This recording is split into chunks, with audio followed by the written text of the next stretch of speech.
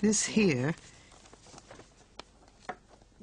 is one of Pfeffer's letters to his wife. It's dated November 15th, 1942. My one dear love, I wish you a splendid good morning. I find it difficult to respond to you in a letter since I'm accustomed to discussing everything with you day to day. So his letter begins. It ends, concerning the cigarettes which I've saved for you for so long. I smoke but one a day.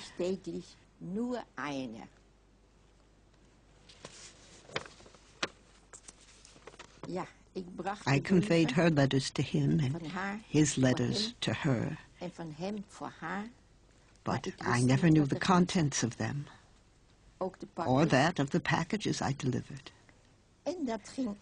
This occurred regularly every 14 days. When I'd come by in the morning, he'd already be waiting for the letters that I'd bring. Naturally enough, he'd ask me, how's my wife? What's she doing? What did she say?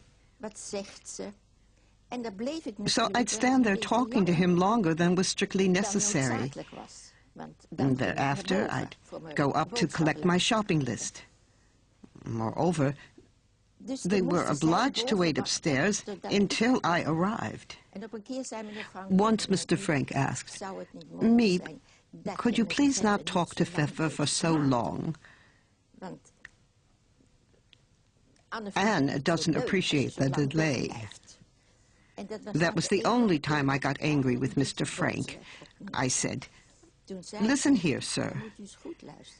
You have your whole family here with you. He's here alone. I am the only link between him and his wife. Doesn't it make sense that he'd question me?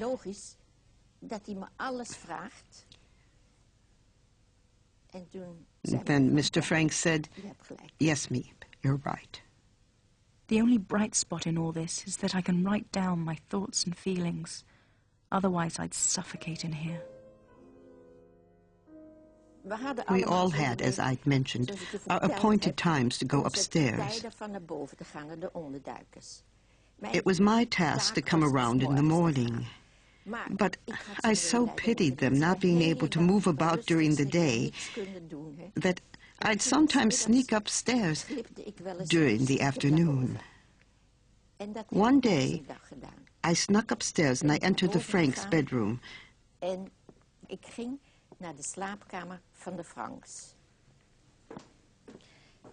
This was it.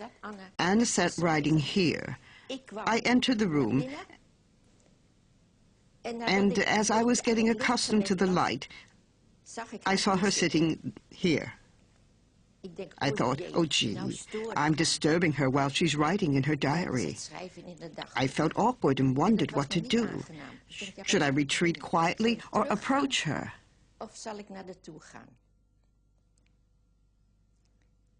At the moment, she glanced up and fixed me with an expression that I never will forget. It wasn't the Anne that I knew, the friendly, charming child. She had an expression of pent-up fury. Yes, she said, I'm writing about you, too. I didn't know what to say. The only words I could manage were, well, that'll be something. Then I turned and darted back downstairs. We live without knowing why, for what purpose. We live intent on being happy. Our lives are different, yet alike. As young as I am, I know what I want. I know that I am a person unto myself. Let me be myself, and I'll be content. Mrs. Frank was a very quiet, refined woman. She was a very devout woman. This is one of her prayer books. She tried to influence Anne, but Anne wasn't too keen on it. Mrs. Frank also tended to be pessimistic. Miep, she used to say, I won't make it.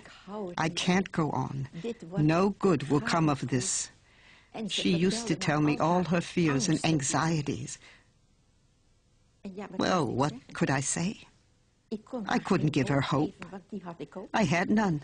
Yet it helped that someone listened to her anxieties and fears. Who besides me will ever read these letters? It's a wonder that I haven't discarded my ideals.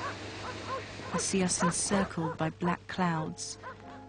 I hear the imminent thunder of our doom. It was quiet in the office. We were about our jobs. Suddenly I looked up. The door was open, and a small man came in, pointing a revolver at me. He said to me, "Sit down. Don't even flinch." I went numb. And he left and closed the door as he went. Kleiman sat here, Pep sat there. Kleiman was the first to speak. Miep, he said, "It's over." We sat without knowing what to do.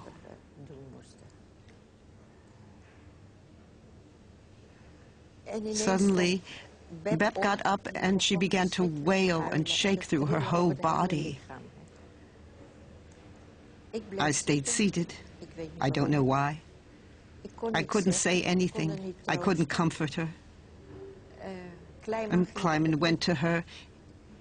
He said, "Here's my wallet. Go to the druggist on the Leliegracht. Don't give it to him. Simply display it to show that you know me. He's a friend of mine. Ring my wife and tell her what's happened here. And then beat it and don't ever come back." Ellie looked at me helplessly, wondering what to do. I said, "Get going, Ellie." She took off running and she didn't come back. That alerted us that there was no sentry at the door. A bit later, I heard Jan's footsteps. It was lunchtime. Before he could come in, I ran to the door with my sandwich, my ration book, my money, and my papers. I opened the door and said, "Jan, it's gone wrong here. Clear off." Off he went. There was simply no point in involving anyone else. The fewer people involved, the better. So, off he went. We sat there, Kleiman and I. He looked at me. And because it was still possible to leave, he said, "Miep, there's still time. You can go." I said, "No, I can't. I'm going with you." So we sat there. A little while later, the door to the inner office opened, and it stayed open. Then someone came and called Kleiman in. Behind the door, a man was speaking in German. It had a very familiar sound. He spoke with an accent. That much was clear. When Kleiman returned, the gravity of the situation became clear. At least how dire it was.